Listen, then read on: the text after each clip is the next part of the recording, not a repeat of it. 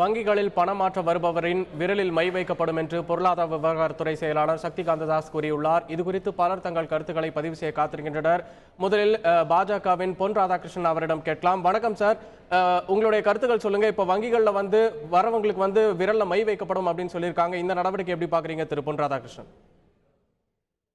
இது மிகவும் வரவேற்கப்பட வேண்டிய ஒன்று.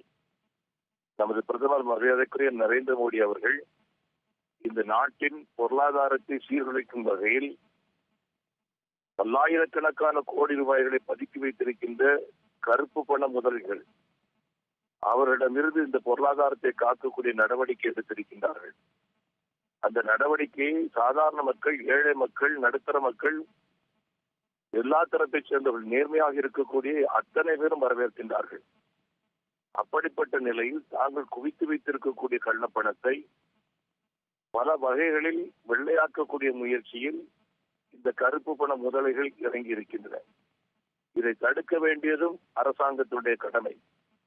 அந்த கடமையை நிறைவேற்றக்கூடிய வகையில் கருப்பு பணத்தை வெள்ளையாக மாற்றுகின்ற முயற்சியில் சாதாரண மக்களை தவறாக பயன்படுத்தக்கூடியவர்களை அடையாளம் காண்பதற்காக இந்த முயற்சி நடக்கின்றது. இது மிகவும் பாராட்டக்கூடிய ஒன்றாக நான் கருதுகின்றேன். திரு பொன் ராதாகிருஷ்ணன், இப்போ வங்கிகள்ல பணம் எடுக்கிறதுல மக்கள் ஏற்கனவே பிரச்சனையை சந்திச்சுட்டு இருக்காங்க. இந்த சிரமம் இன்னும் எவ்வளவு நாள்ல சரியாகும், எவ்வளவு நாள்ல சீராகும், அதை பத்தி சொல்லுங்க. ஏற்கனவே நம்முடைய நிதி அமைச்சர் அவர்கள் சொல்லியிருக்கிறார்கள், குறைந்தபட்சம் 3 வாரங்களுக்கான வாய்ப்புகள் உண்டு இது போன்ற பிரச்சனைகள் தீர்வதற்கு.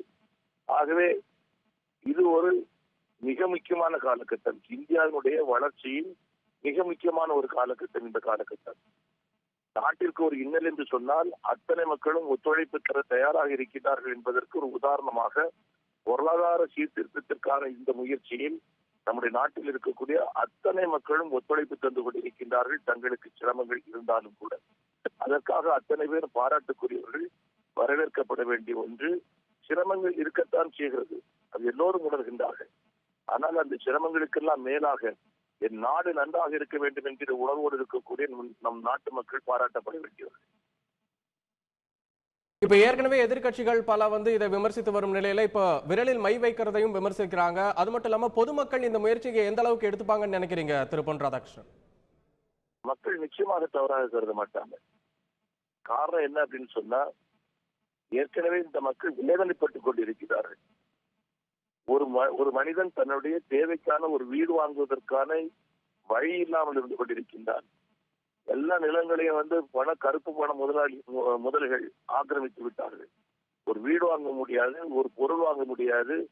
எல்லா நிலைகளிலும் அவருடைய ஆதிக்கம் இருக்கக்கூடிய காரணத்தால இதுக்கு விடிவு காலம் வராதா என்று ஏங்கிய மக்களுக்கு பிரதமர் நரேந்திர மோடி அவர்கள் ஒரு விடிவு காலத்தை கொடுத்திருக்கின்றார். அத்தனை மக்களும் பாராட்டுகின்றார்கள். இப்போ இந்த முறை விரல்கள்ல மை வைக்கும் முறை எப்ப இருந்து அமலுக்கு வருகிறது? அது மட்டும் இல்லாம இது முதல்ல நகரங்கள் அளவுல அப்படி குறிப்பிட்ட அளவுல செயல்படுத்தப்படுதா, இல்ல எல்லா பக்கமும் போற அளவுக்கு வங்கிகளுக்கு இந்த தகவல் கூறப்பட்டிருக்கா திரு பொன் ராதாகிருஷ்ணன்? நான் இப்பதான் ஒரு 5 நிமிஷத்துக்கு முன்னாடி டெல்லியில நான் விவாதத்துல இறங்கினேன். இது பற்றி முழு விவரங்கள் எனக்கு தெரியவில்லை. நீ கேட்டதுனால இது இந்த நடைமுறைப்படுத்தப்படுதுன்னு சொன்னது அது வரவேற்கிறது அப்படின்னு சொல்றேன். இன்னும் ஒரு 1/2 மணி நேரத்துக்குள்ள மற்ற முழு விவரங்கள் எனக்கு தெரிய வருகிறது.